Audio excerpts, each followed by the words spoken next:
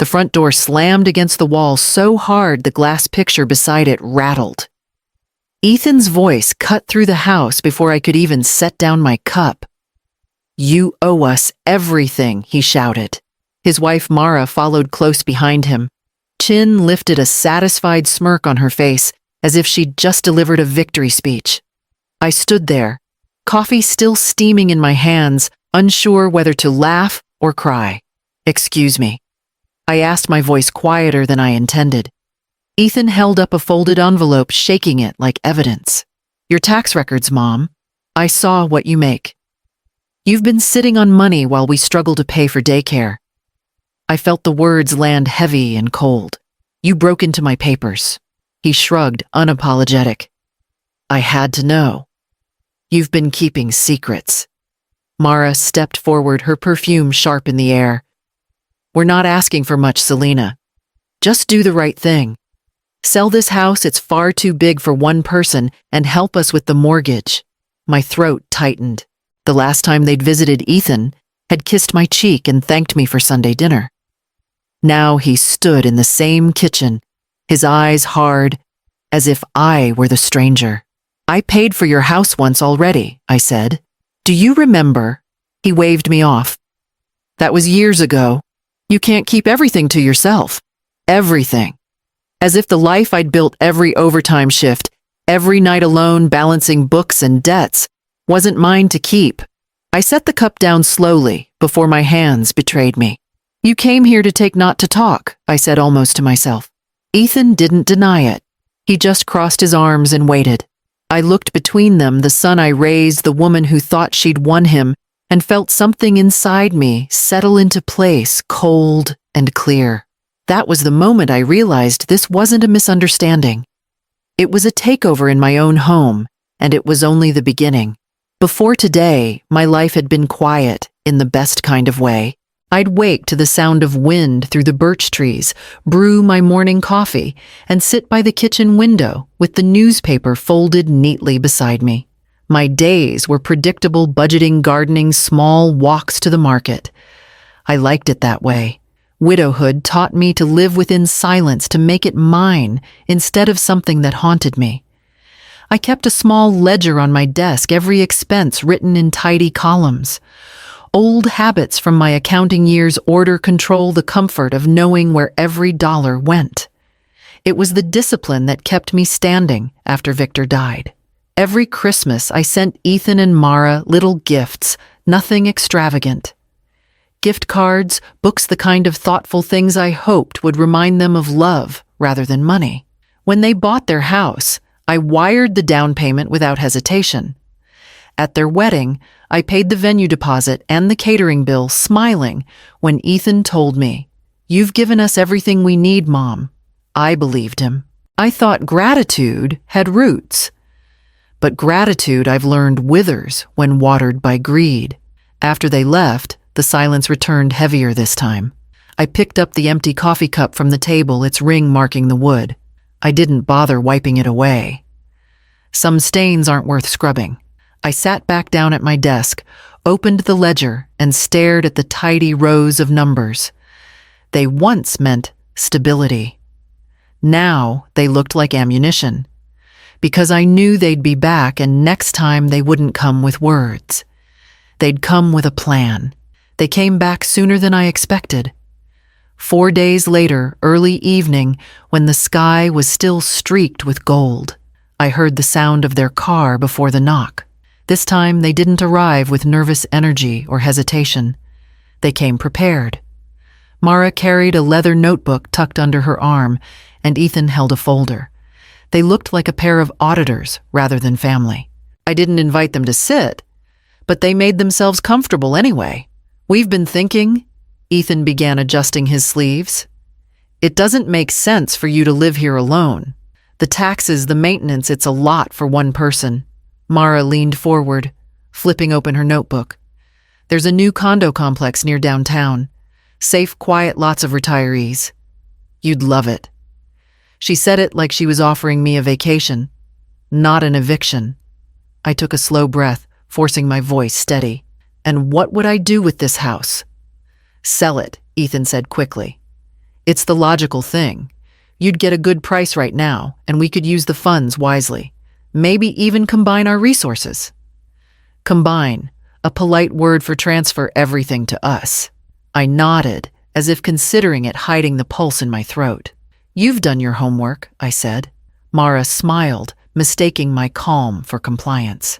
We just want to help you make smart decisions. The irony stung. Every smart decision I'd ever made had built their comfort.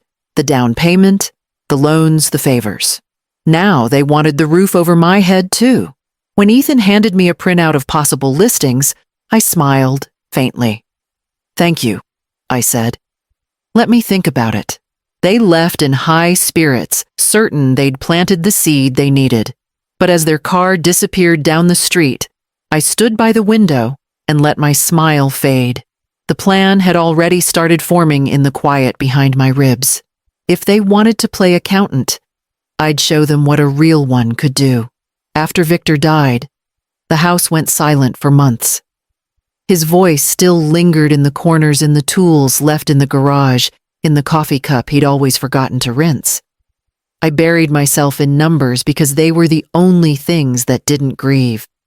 I worked double shifts at the firm, took on freelance accounts at night. Anything to keep from hearing that hollow quiet. Ethan was in college, then barely 20, studying business. I told him not to worry about tuition. I'd handle it. When he called one night crying about overdue bills, I sold Victor's watch to cover them. He never knew. The next semester, when his car broke down, I took a small loan to help him get to class. I told him it was fine, that mothers are supposed to help. He said, I'll pay you back someday. Mom and I believed him. That promise, like most from the young, never came due. Vacations disappeared first. I turned down every invitation from friends saying I was too busy. The truth was simpler, I couldn't afford time. While others planned weekends away, I sat in my office, staring at spreadsheets, pretending exhaustion was progress. Every check I earned, I divided into two piles: survival and Ethan. Rent, groceries, utilities, then tuition, books, and gas. My life was lived in receipts, but I didn't mind. Love, I thought, was built through giving. When he graduated, I stood in the crowd clutching flowers and crying so hard I couldn't see the stage. He looked for me, once waved and smiled. That moment made every sacrifice worth it, or so I thought. Years later, when he landed his first job, he bought me a scarf and said, "You shouldn't work anymore." It was sweet, but fleeting. Soon came the marriage, the mortgage, and the silence. The gratitude faded. And now, when he spoke of fairness and shared property, I realized what I'd built wasn't strength. It was dependence dressed as love. That realization settled heavy in my chest as I prepared dinner that night, waiting for their next visit. They came for dinner the following Sunday, pretending nothing had happened. Mara brought a store-bought pie, the kind still cold in the center, and set it on the counter like a peace offering. Ethan kissed my cheek out of habit, but there was distance in it, a mechanical motion rather than affection. We ate in near silence, the clink of cutlery louder than the talk. I asked about their week, their work, their plans. Mara talked about a new promotion. Ethan mentioned bills, repairs, taxes. Every sentence circled back to money, like a river curving toward a single mouth. Halfway through the meal, he put down his fork and looked straight at me. "Mom, I've been thinking. Half this house is mine, whether you like it or not." The words landed like a slap, but I didn't flinch. "Half," I repeated. He nodded. "Legally, I'm entitled. Dad built this place. It's family property." I felt the air thin between us. "Your father and I built it together," I said. "And I've been the one keeping it standing since he died." Mara leaned forward, her tone syrupy. "We're not trying to fight, Selena, but it would be better for everyone if we handled this before. Things get messy." So that was their plan. Push me until I broke, then claim they'd acted out of concern. I looked at the man who used to fall asleep on my shoulder during thunderstorms, and all I could see was calculation. They had already checked records, maybe even talked to a lawyer. I set my fork down gently, a calm I didn't know I still had, filling the space between us. "You want transparency?" I said. "Then come tomorrow. I'll show you everything." Ethan blinked, caught off guard. "You will?" I smiled, slow and steady. "Yes. You deserve to see it all." Mara's lips curved in satisfaction, mistaking my invitation for surrender. After they left, I cleared the table alone. The pie sat untouched. I poured the last of the coffee into the sink, the dark swirl vanishing down the drain, already knowing exactly what tomorrow would bring. They arrived the next morning earlier than expected, as if afraid I might change my mind. I had already brewed coffee, laid out a few papers on the dining table. Nothing of real value, just enough to keep up appearances. Ethan paced near the window, restless. Mara, all politeness and perfume, gave me a bright smile that didn't reach her eyes. "You said we could look at everything," she reminded me. "We just want to understand how things are arranged." "Of course," I said. "I'll grab the rest of the files." I walked down the hall to my study, deliberately slow. Years of accounting had trained me to read tension, like a spreadsheet, one wrong line, and the whole balance collapses. When I came back, the air in the room felt wrong, too still, too quiet. Mara wasn't in her seat. Ethan stood at the doorway, pretending to admire the painting on the wall. I followed the faint sound of typing. It led me straight to my office. She was sitting at my desk, her fingers on my keyboard, my laptop screen glowing with familiar blue. The banking site was open, password box blinking. "What do you think you're doing?" I asked. Mara turned, unbothered. "You said we could look, Selena." "I was just checking." I stepped closer, closing the lid with a soft click. "Curiosity is one thing," I said. "Breaking into someone's life is another."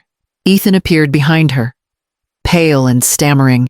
She didn't mean, but I didn't need an explanation. I could see everything I needed in their faces, the hunger, the fear, the belief that I'd always forgive. I took a breath and smiled, not kindly, but cleanly. "I think we're done for today." Mara stood her chin high, masking embarrassment with arrogance. "We were only trying to help." "Of course," I said. "That's what worries me." I escorted them to the door, watching them walk down the path toward their car. The moment the door shut, I turned the lock, feeling the final click echo through the house like a full stop. This would be the last time they crossed my threshold. After they left, I stayed by the door for a long time, listening to the silence settle back into place. The same air that had once held their voices now felt lighter, cleaner. I walked to my study and opened the laptop they'd tried to invade. The browser still carried the faint shadow of their attempt, but the passwords were useless. Those accounts hadn't held a real cent in years. 5 years after Victor's death, I'd made a decision that surprised even me. The grief had finally dulled enough to make space for clarity. I'd seen too many families torn apart over inheritances. Too many good people lose themselves when money became oxygen. I wanted something lasting, something immune to greed. So I created the Marin Foundation, a scholarship fund in Victor's name, structured so tightly that even I couldn't pull a dime from it without leaving a trail. Every asset I owned, my savings, my investments, the insurance payout from Victor's passing had been moved there, quietly, legally, permanently. The accounts Ethan and Mara thought they'd found were only decoys. I'd left behind years ago, kept open to collect dust and mislead anyone who came looking.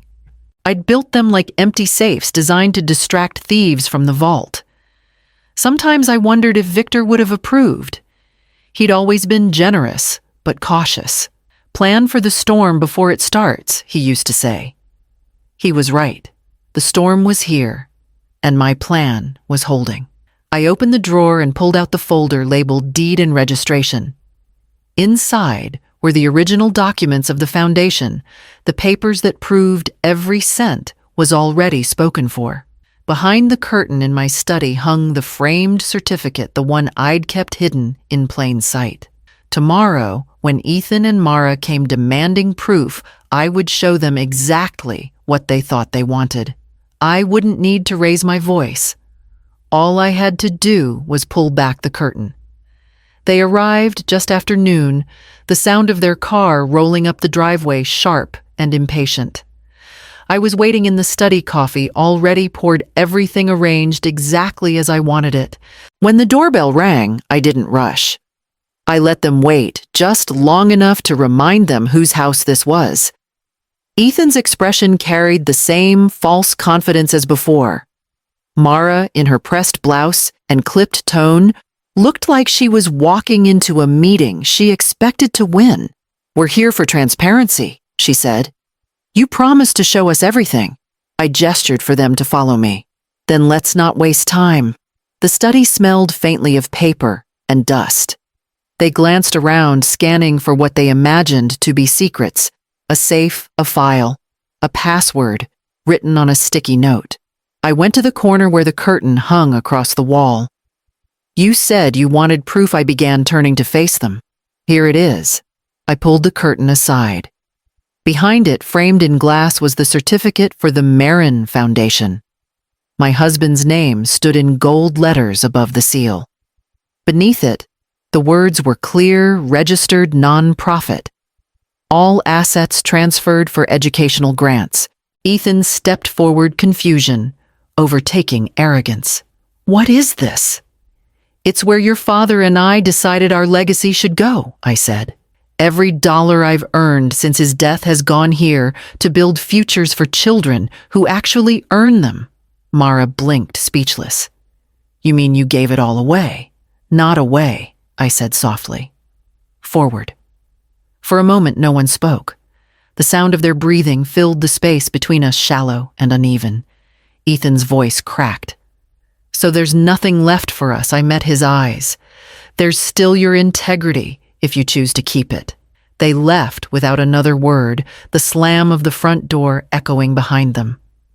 I stood in the quiet room, watching sunlight touch Victor's name. For the first time in years, I felt lighter, free in a way that money could never buy. News travels faster than apologies. A week after that confrontation, I heard from a former colleague that Ethan had been let go from his firm. They'd discovered discrepancies in his reports, fabricated numbers, and false expense claims. The same shortcuts he'd once mocked others for taking had finally caught up with him. I didn't call.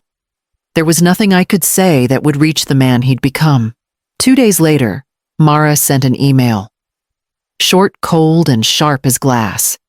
She blamed me for humiliating them, for poisoning Ethan's confidence. It was almost impressive the way she managed to twist greed into victimhood. When I read it, I felt no anger. Just an old familiar sadness, the kind that doesn't ache anymore, just hums quietly in the background. By the end of the month, they'd separated. A mutual acquaintance told me Mara had moved out of state, chasing another opportunity, another ladder to climb. Ethan stayed behind, jobless and angry, avoiding calls from the few people who still cared. I didn't celebrate any of it. Justice isn't joy. It's the absence of noise, the quiet that follows when truth finally stops struggling to be heard. In that quiet, I returned to my work. The foundation had grown faster than I expected. 2 scholarships became 5 became 10. I met with the small board I'd built, ensuring every grant reached the right hands. Children from places like the one Victor and I came from. Working class, unseen, but determined. Each acceptance letter felt like a promise kept. Sometimes late at night, I'd open the window and breathe in the stillness. No shouting, no footsteps, no accusations, just air and the slow creak of the house settling. It was the sound of peace, not victory. And yet, beneath that calm, I could still feel the echo of what had happened, the reminder that love, once bruised by greed, never returns untouched. I learned to live with that echo, to let it guide, rather than haunt me as the seasons shifted toward spring. Months passed, and the house returned to its natural rhythm.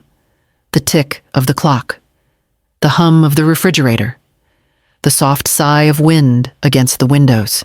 Every morning, I opened the curtain in my study, letting the sunlight spill across the framed certificate. The gold lettering on Victor's name always caught the first light. That small glow reminded me why I'd done it all. The Marin Foundation had grown stronger than I ever dreamed. Donations arrived quietly from former scholars, now building lives of their own. Letters came, 2 handwritten notes filled with gratitude and hope. I read each one slowly, as if those words might replace the ones my son had thrown at me months before. They didn't erase the pain, but they balanced it. Ethan hadn't called. I sometimes wondered if he ever would, though I no longer expected it. Silence, I'd learned, can be its own kind of mercy. It lets things settle in their natural place. I spent my days tending the garden Victor had planted years ago, the one I'd nearly abandoned during the hardest times. The soil, stubborn but forgiving, bloomed again under steady care. Life has a way of returning when you stop forcing it to. Some evenings, I'd sit in the study with the window open, listening to the faint buzz of the world outside. I'd think about what people value, how easily they mistake possession for love, inheritance, for legacy. I used to believe that giving was the truest form of love. Now I understood it's only true when what you give is meant to build, not to feed another's hunger.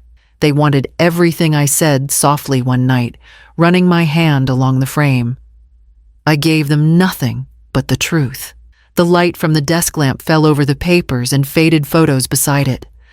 I closed the curtain, knowing the morning would bring the same sunlight again, and with it, the quiet certainty that I had finally kept something just for myself.